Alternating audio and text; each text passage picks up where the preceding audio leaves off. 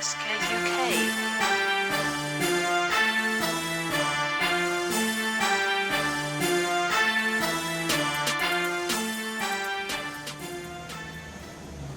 Hey guys, I'm back today with a quick RC update slash completion video type thing, and today is going to be on the FTX Vantage Pro Roller, which I unboxed a few weeks ago, and I've now got it all together, complete with a couple of upgrades and stuff like that, which I'm going to walk you through, as well as a couple of modifications I had to do, which I know some people are interested in when it comes to this model of car, because I know this car is sold under loads of different brand names. Hobbyking have a version called the Quanum Vandal.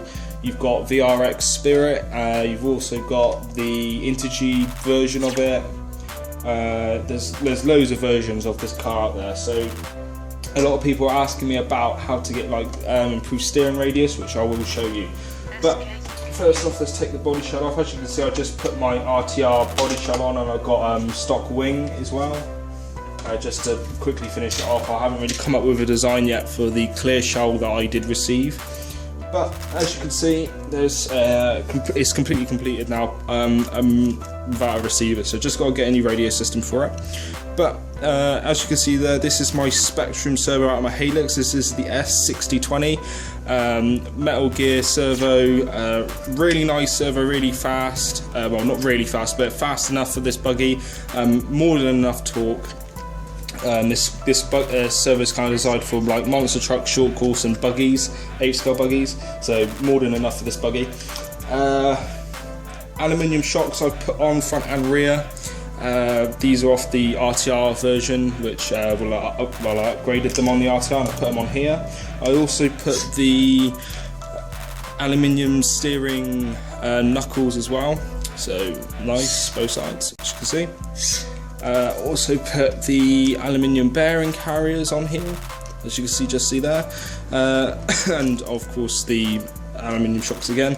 I left the normal Pro shock towers on there for now, just because they look better than my shock towers on my other Vantage, just because my other ones are sort of beaten up a little bit. As for modifications I had to do with this car out of the box,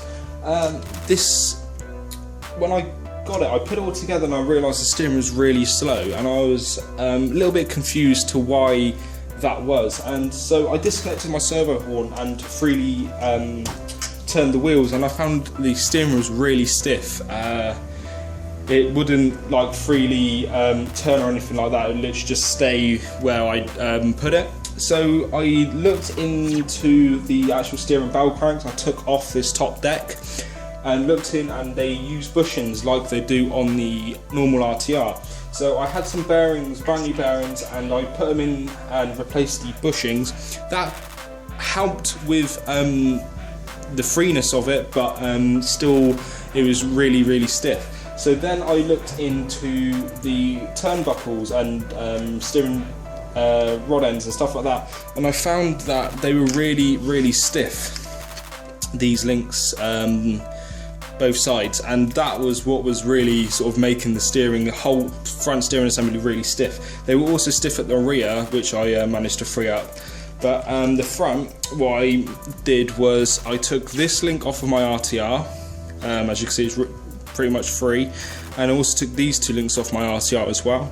But these two up here I took off completely, and I sanded, filed the actual plastic ball end, both sides, and then also polished the actual metal insert, that shiny bit just there, giving it a smoother surface, and now they're completely free.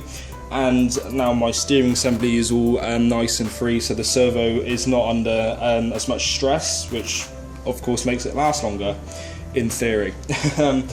As for improving the steering radius on these cars, because I know some people complain that the steering left to right is not even, so it will steer more to the left. I think, yes, more to the left than to the right. Now, to fix that and also increase the radius altogether, as you can see, I've got a pretty good steering angle. It's obviously not like a proper race class, like a Team Associated B4, B44, but it's better than the normal stock setup. And basically to do this, you have to take this link, this part, just this hole here, and move it from the outer hole on the actual bow crank assembly and move it in one hole. And then you take this, oh gosh, like losing my words here. You take this mount, unscrew it from this outer hole and move it in like I have here. And you do that on both sides, and this effectively increases your steering radius left and right, and it also helps even up your radius altogether. So, or evens up your throw left to right, sorry, not your radius, but it increases your radius. There you go. So that is how I improved the steering setup on the, well, on the front obviously, and it steers way better than my normal RTR, which I didn't do any modifications to at all. The chassis protector I left off because when I did test drive this car, I was in the wet for like a couple of minutes and the water was literally just gathering underneath and sitting around the motor, around the spur. It was just sitting all over. I didn't want rusty screws or anything like that, so I took the cover off and I haven't run it since then. So the ESC is obviously just the one I got with it. This is a 60 amp Cheetah ESC. I don't know if you can see it in there, cables and stuff in the way, as you can just see there. And the Cheetah 8.5 ton brushless motor. The ESC fan is really powerful on this, really noisy as well, but good for cooling. One problem I did have with this system is that it likes to chatter, like you have normal cogging on like a VXL system or anything like that, but this literally just sits there and just judders constantly, doesn't want to move, doesn't want to do anything. And quite a lot of people have reported the problem with this with the Cheetah systems, but sometimes it does it, sometimes it doesn't. As you can see, I took the sensor cable off.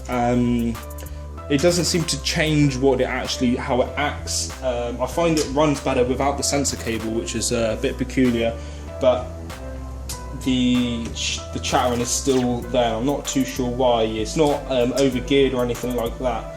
So I'm going to leave the system in there for now. If it continues to do it, I will probably just change out the motor, because I'm pretty sure that's what the problem is the motor, it's not the ESC.